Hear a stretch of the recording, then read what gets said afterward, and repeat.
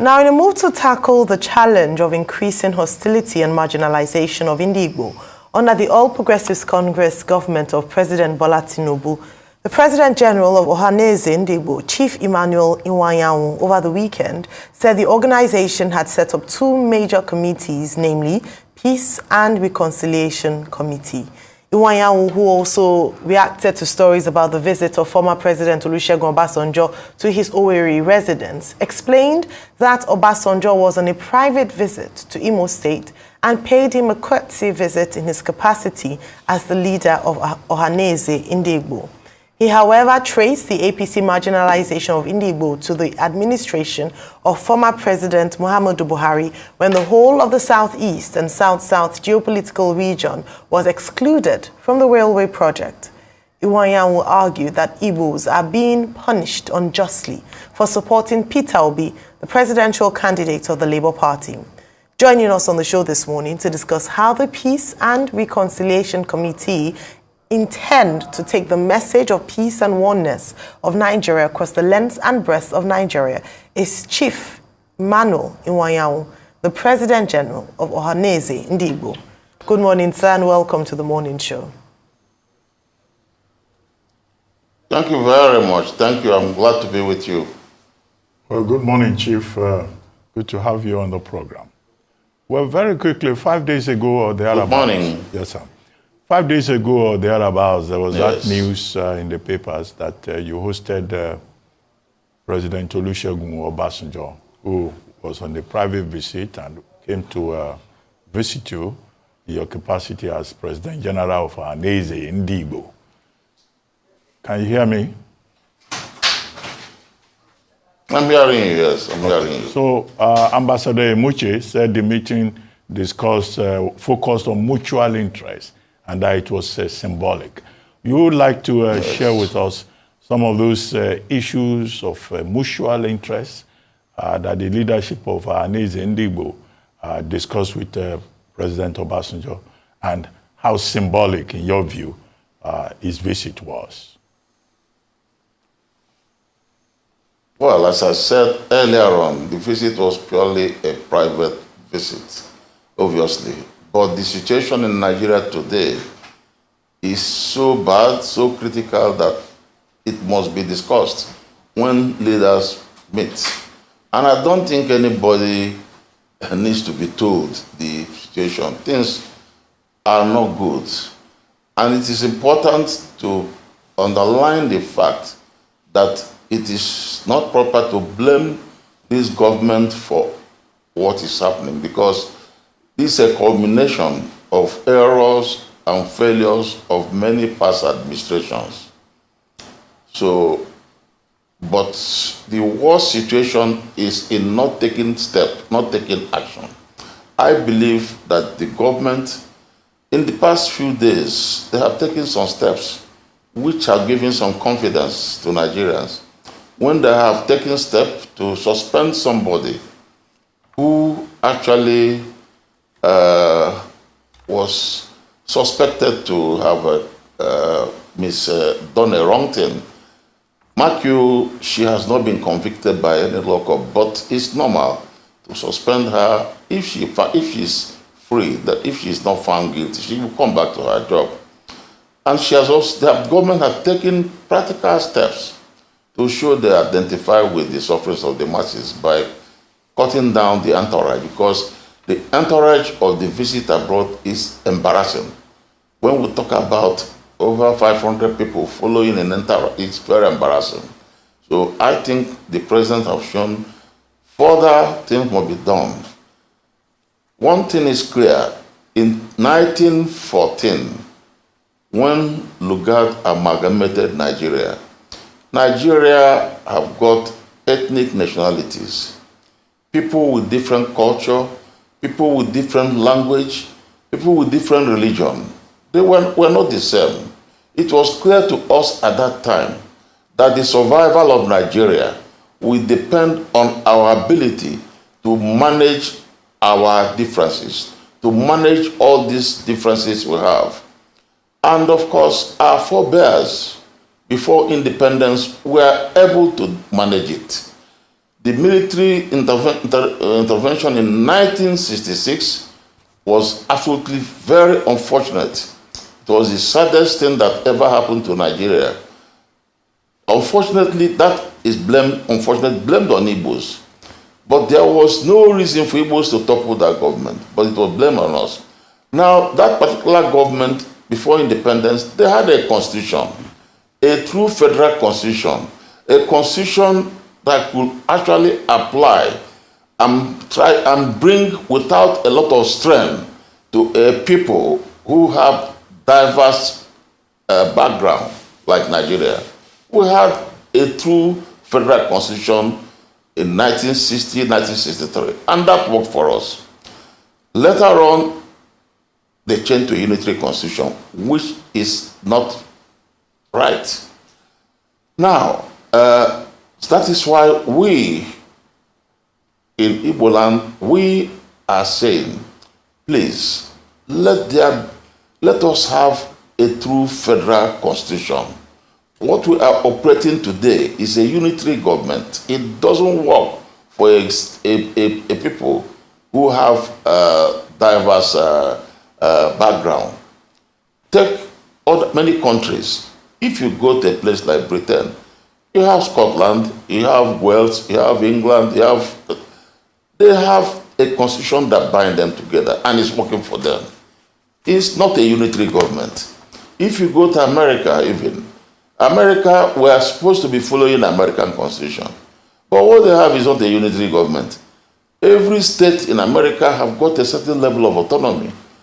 Now, I believe that I believe that the government of Bola Ahmed Tinubu should take steps to see if we can actualize this restructuring of Nigeria. Without a proper restructuring, Nigeria will continue to have problems.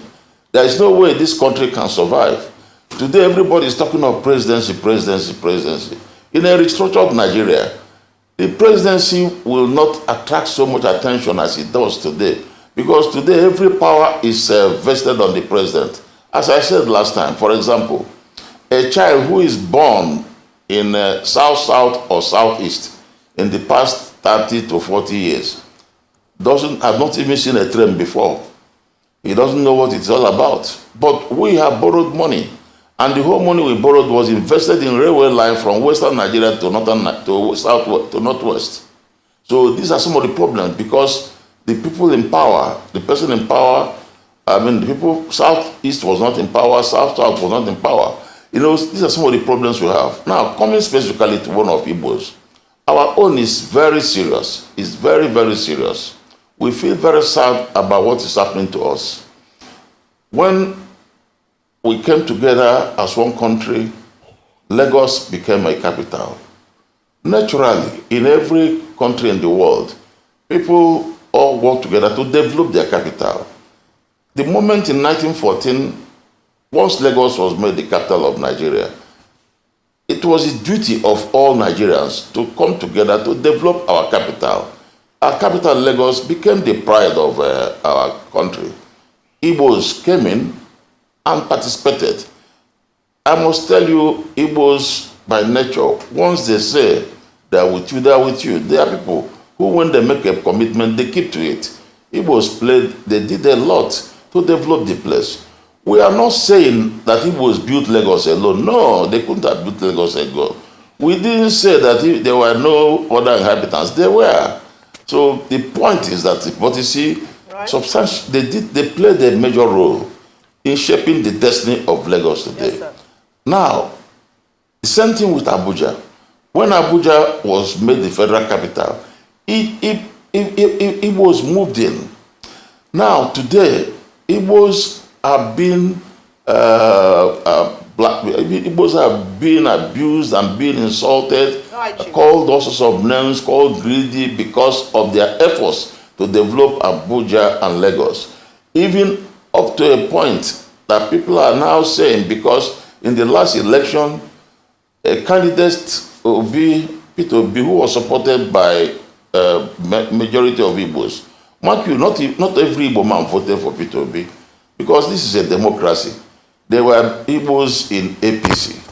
Igbos in APC voted for APC candidates. All right, Chief Iwayan, let me come in here. Everybody is now saying because... Chief Iwayan, let me come in here, yes. please. Thank you. Sorry, you will still continue yes, with that. come in, please. But yes, let me ask a question with regards to that. I mean, we had submitted that your feelings or your thoughts around the marginalization of the Igbo people in Nigeria started not just from this administration, even from the previous administration, and the allocations, yes. especially in infrastructural development, demonstrated that marginalization. So yes. a Peter Obi factor was not present in the last administration. So it couldn't possibly be that would be, because that's what you're centering on now.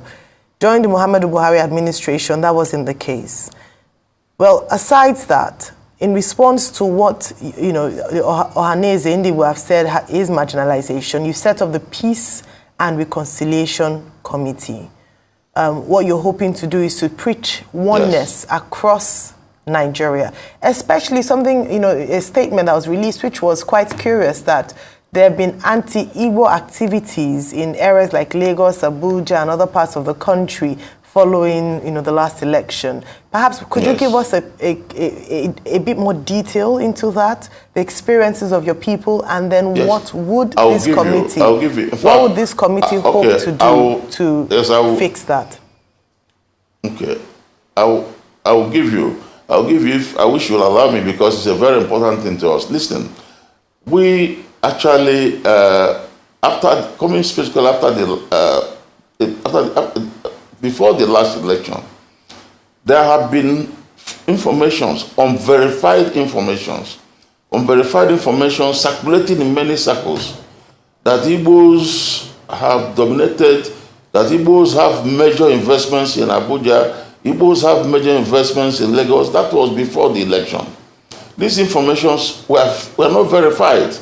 There is nothing that verified that Igbos have there is no statistics that prove that Igbos have, but people believe that Igbos have got. Now, after the election, the candidates Igbos supported, one in Abuja, the candidates Igbos supported, one in Lagos. It was now confirmed by all these people who are against Igbos that yes, that the only way now to handle Igbos is to cripple, they use the word cripple. Several meetings, clandestine meetings have been held in places where people said that it is now important to cripple the Igbos, and that the way to cripple them is by crippling their businesses in Lagos, crippling their businesses in Abuja. These informations get to us. It gets to me as the leader of ndigbo. I've got this information. I don't believe this information, but you see, when I see certain things happening, for example, suddenly after the election, Igbo buildings were being demolished in various places with excuses. I have investigated demolitions in Lagos, for example, and it is very clear to me that some of them didn't follow the process of law. Didn't follow the process of law of any civilized society. You cannot come to anywhere and start demolishing somebody's structure without telling him. In the first place, in every place, when a building is going on, if the person has violated the construction, the building people must go as first to mark it. But however, these people just come in without any court order, without they demolish them. This is not a proper thing. We have raised our objection, and I'm glad to observe that I think the government of Lagos State and all those doing this have stopped. I'm happy, because we are not objecting to government acquiring any property for overriding public interest. They can. It's a right of any government, but the government must follow the right. But if somebody have come into a place, invested his life saving, and suddenly he wakes up one morning and see the building demolished, a child goes to school, before he comes back, his house where he left the money was demolished. I think it's a very hostile thing, and I'm happy. Many right-thinking Nigerians are with us. I must tell you frankly that we have, even in Lagos, many people in Lagos are supporting us.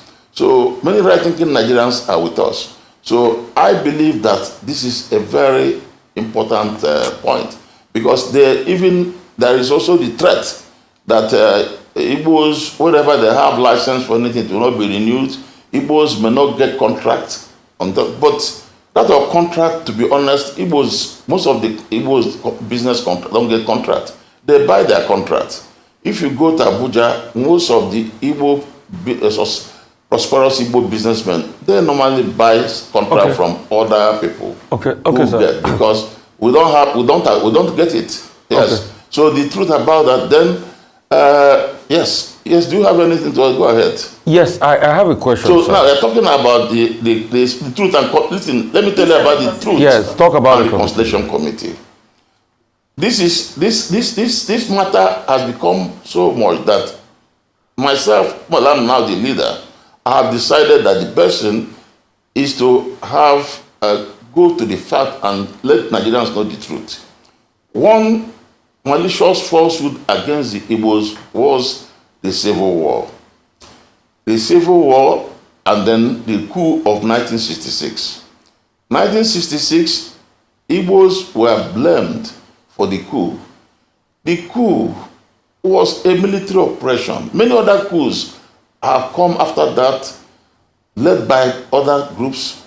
I believe that, you see, it's unfair for Nigerians to break. The coup was very bad. We are not happy that great leaders like Ahmadu Bello, like Tafawa Balewa, and others were killed.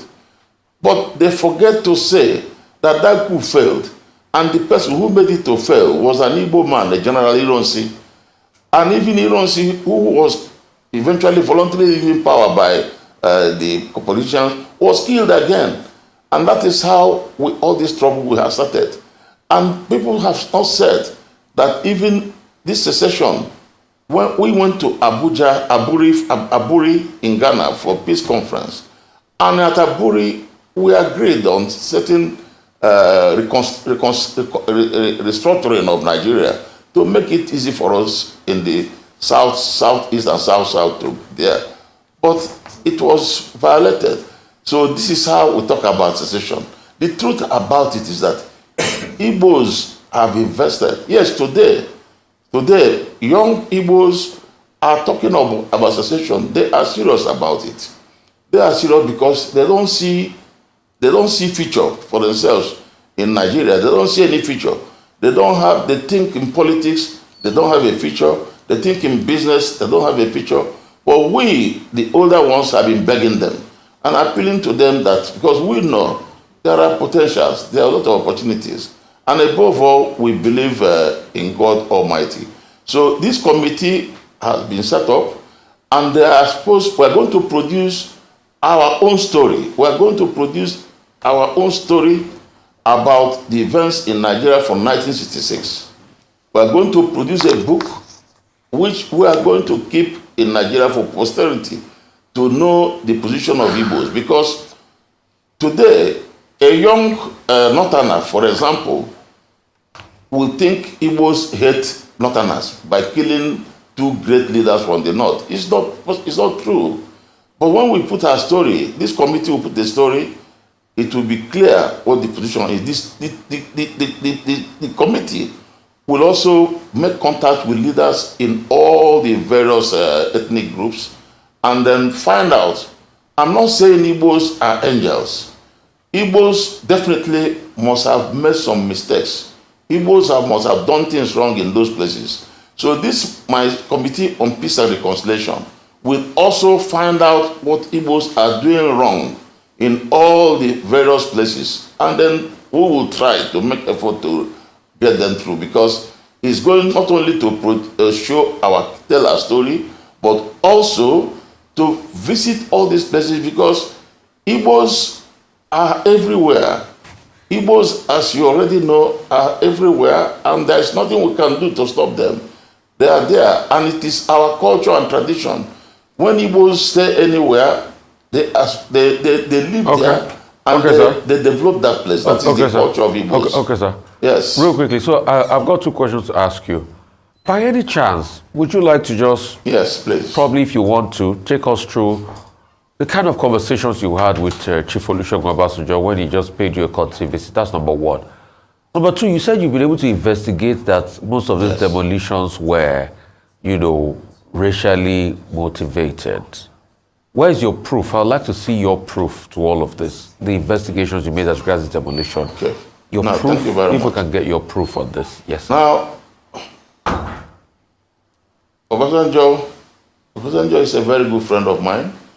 He paid me a courtesy call. He saw me. He said, Emmanuel, how are you? How are you? He came with so many people. I didn't have any private discussion with him. It was open. He came with an entourage, so it was open in my hall, my house. So we exchanged greetings, we talked and so on. Well, obviously, we whispered a few things, which actually there was nothing. There was nothing apart from our personal discussion. So nothing serious about Nigeria. But obviously, we have a problem. We have problems. So the truth about it is we didn't have enough time because he was in a hurry. He was actually going to meet up another appointment. So we didn't actually discuss much. So there's not much we discussed. But everybody, obviously, we have problems. And I think everybody, well, of course, he knows our problems. So there's nothing, so he didn't spend too much time. Now, coming to the demolition, I can tell you, now let me tell you about that. I'm listening, and I want Nigerians to listen. This story was brought to me as the leader of Igbos. I sent some members of National Assembly to go and find out the facts. They came there and brought me a report. I sent some leading Igbos in Lagos. They brought me the facts. Most of the reports were conflicting. Some of them said that the people didn't obey they were given notice to not demolish. But I had decided, because I know Igbos very well. I know my people. No Igbo man will go and gamble with his money when he knows it can be lost. Igbos have lived in Ikeja. Igbos have lived in Ayaba, La Papa, Ikoyi, Victoria Land. We have never in the history had the story that Igbos don't obey laws, that they go and build without obeying law. That is not part of our character. And knowing my people very well, so I decided to go. I traveled and went to that Boala Ado, that village myself. I went there myself. I spent over 5 or 6 hours. I was there until about 8 p.m. I saw everything. They told me the story. The truth is that, one, the land was not government land. They bought it from the villagers. They call it Omolenle or something like that.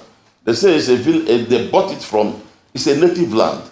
That means, in fact, at the time they bought the land, there was no municipal planning. You see, you know, some part of Nigeria today, natives sell land, and you can build without that. So they bought it from the village. And then they started developing. At the time they bought it, they didn't know that there was any distance and so on. Now, later on, government planned and put up roads in some of those, they planned a layout there. That is fine. As a people, we are not objecting to it. We want anything the government think can be done in Lagos to develop Lagos, fine. Then the government must take the following steps. One, get a court injunction, go to court. If you assess the property, pay them compensation. Because these people have bought it from the community, bought from villagers, they paid. It's not a government hand, they lend with impunity. This is a land they bought from the owners, the native owners. They call them Omonlele, something like that. So they should go to those, government should, first of all, value this land and pay compensation. That is all we want. We are not telling the government not to carry out their duty.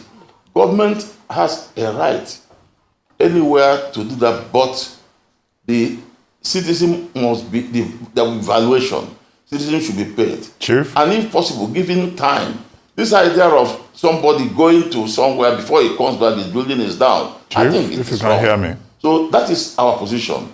We are not saying government should not demolish, but we said we are all Nigerians, and this time people are suffering. People are in difficulty.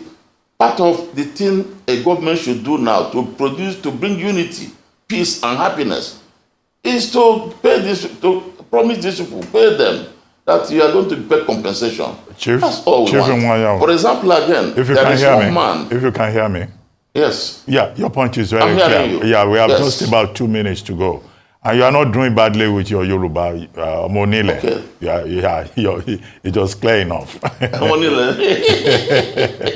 Anyway, Chief. Monile, that's correct. Yes. Well, you know, I schooled in Yoruba and I schooled there, so I know. Okay. I schooled in Lagos. Yes. So very quickly, sir, this peace committee, who is going to head it? Well, I think who are the members? I was talking about, there is one other man. There's one other man. That man. There's one other man, Wajaku. He's an ohaneze in Lagos, one of the prominent Igbos in Lagos. He has been in detention because they said he mentioned the name of IPOB. This man has been in detention.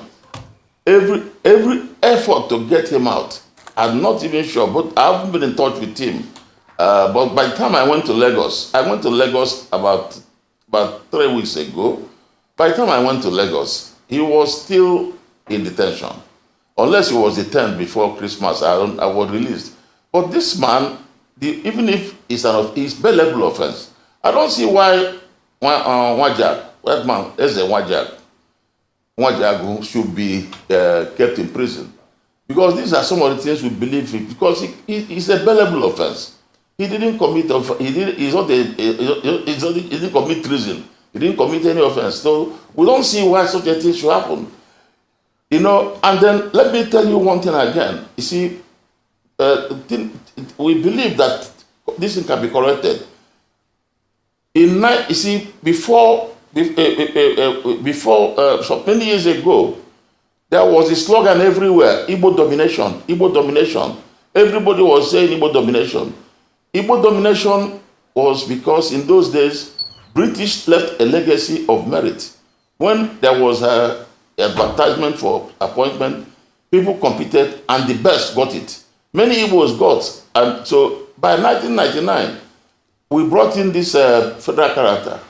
Igbos accepted that federal character. We knew, accepting it, that it was a child born by an Igbo parent from the date of birth. By that law, is at a disadvantage. Because if a child from Igbo, born by Igbo parents, wants to go and study medicine or engineering or law, he has to score more. But you see, the problem we have is that when it comes to a thing that will favor Igbos, they don't bother about it. Like when the president appointed ministers, he appointed only 5 ministers in South out of 48.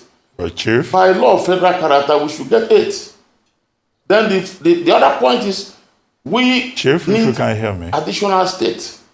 We need additional states. Well, we Chief, need to make our own 6 like others. Chief, if you can We hear are me. losing billions of naira, and we need it. Chief, Yes, I'm hearing you. Chief, if you can hear me. Unfortunately, we seem to have run out of time.